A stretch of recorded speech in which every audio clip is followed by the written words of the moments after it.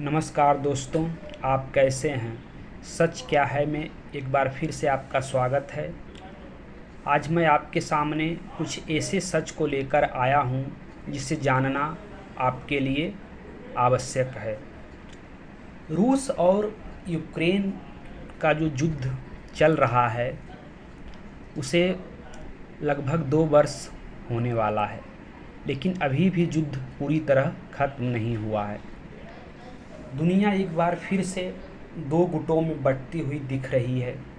कुछ लोग रूस पे आरोप लगाते हैं, कुछ लोग दुनिया की सबसे बड़ी महाशक्ति अमेरिका के ऊपर आरोप लगाते हैं, क्योंकि कहा जा रहा है कि यह युद्ध अमेरिका के बल पर ही यूक्रेन लड़ रहा है।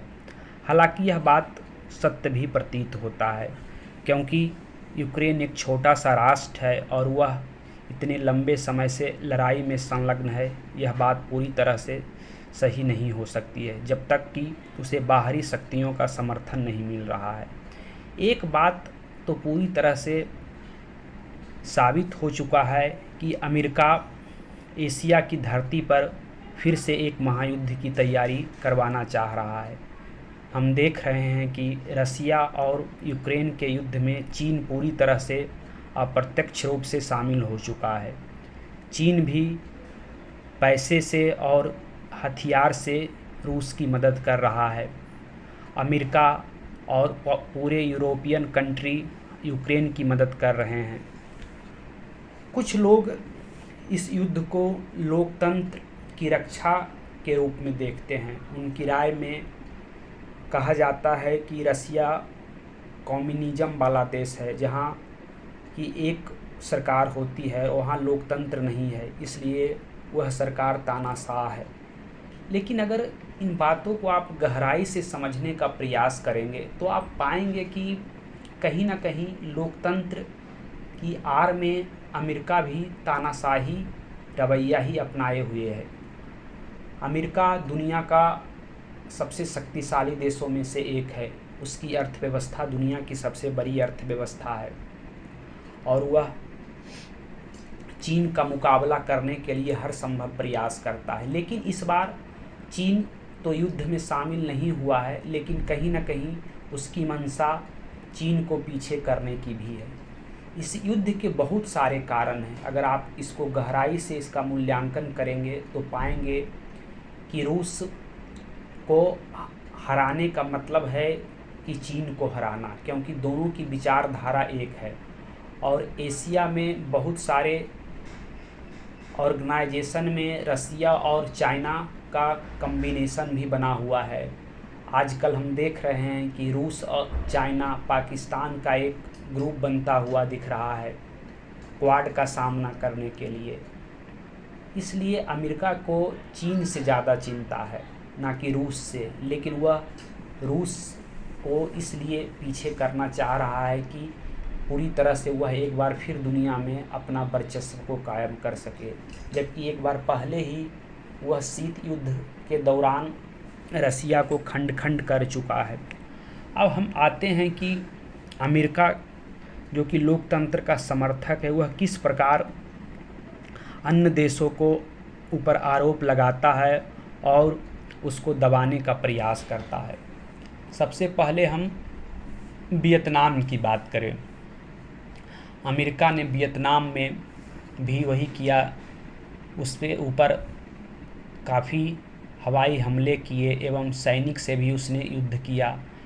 अंतोगत्वा अमेरिका को वियतनाम से वापस जाना पड़ा। निर्दोष वियतनाम के लोगों की हत्या कर दी गई, जिसमें वहाँ के जनता का क्या कसूर था। इराक में भी वही हाल था।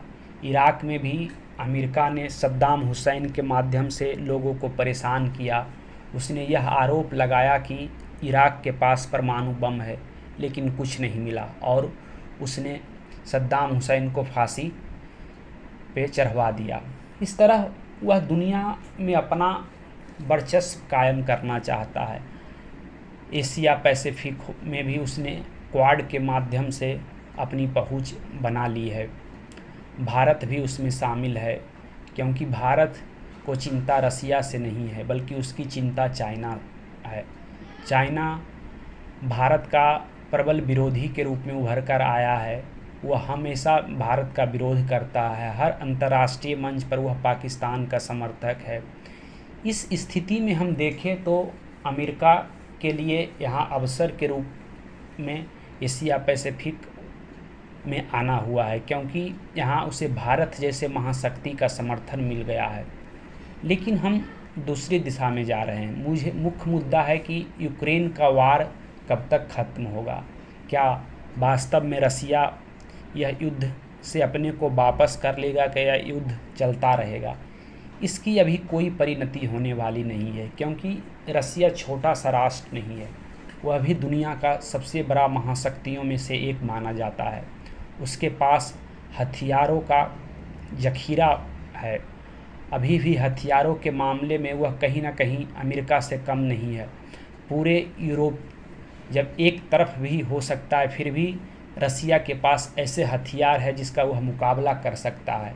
भले ही वह आर्थिक रूप से कमज़ोर हो चुका है, लेकिन सैन्य शक्ति उसकी अभी भी बहुत मजबूत है। इसलिए यह युद्ध तुरंत ख़त्म होने वाला नहीं है, अभी और लंबा खींच सकता है।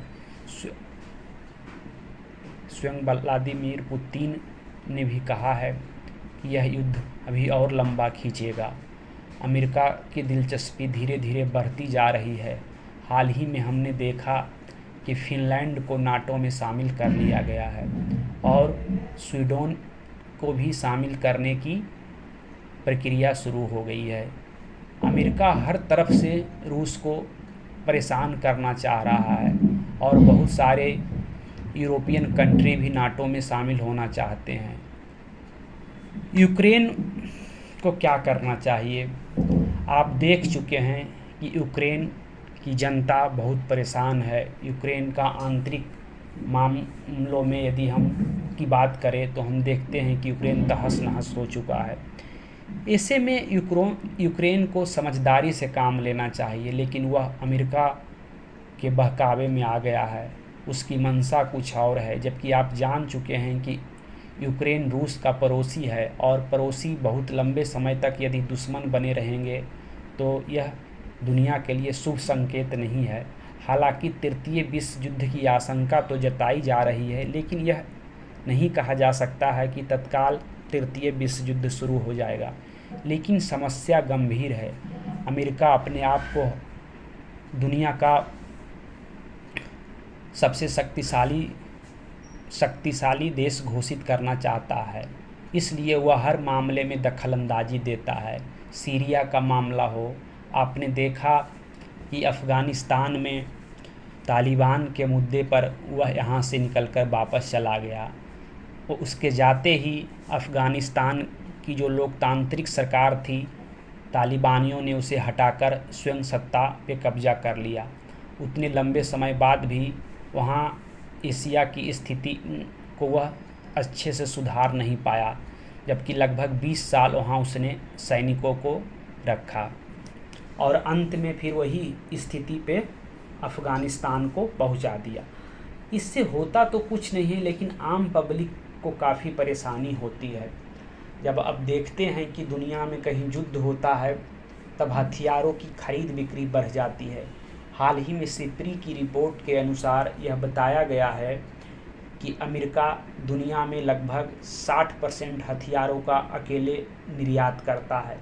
इस तरह से हम जान सकते हैं कि उसकी दिलचस्पी युद्ध में इसलिए ज़्यादा होती है, कहीं ना कहीं उससे उसका आर्थिक मंतव्य जुड़ा हुआ रहता है और यह होता भी है। दुनिया में के हथियारों के बाज़ार पे अमेरिका का कब्जा है, इसके बाद रसिया है, फ्रांस है, अन्य यूरोपियन देश भी काफ़ी बड़ी मात्रा में हथियारों का निर्यात करते हैं। और ये हथियार खरीदने वाले कौन हैं? आप देख रहे हैं कि पश्चिम एशिया की स्थिति काफ़ी नाजुक बनी हुई रहती है। सीरिया का मामला हो या अफ़गानिस्तान का मामला हो, पाकिस्तान हो, इन सब देशों में हमेशा सैनिक गतिविधियां होती रहती है या वहाँ का आंतरिक मामला भी काफ़ी नाजुक बना हुआ रहता है। ऐसी स्थिति में बहुत बड़े पैमाने पर ये इन देशों द्वारा हथियार की खरीद की जाती है। भारत भी काफ़ी बड़ी मात्रा में हथियारों को खरीदता है।